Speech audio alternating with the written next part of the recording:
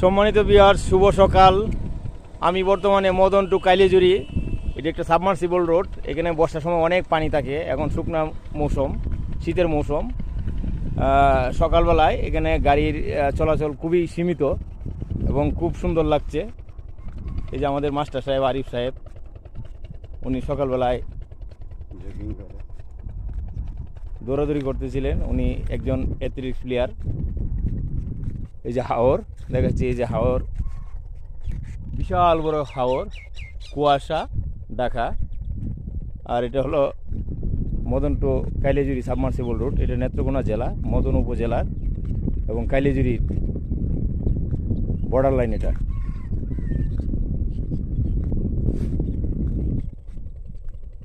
আমাদের হাওর এলাকা খুবই সুন্দর। এই যে সবুজ দেখা যাচ্ছে, এখানে মিষ্টি কুমড়া চাষ, এখানে লক্ষ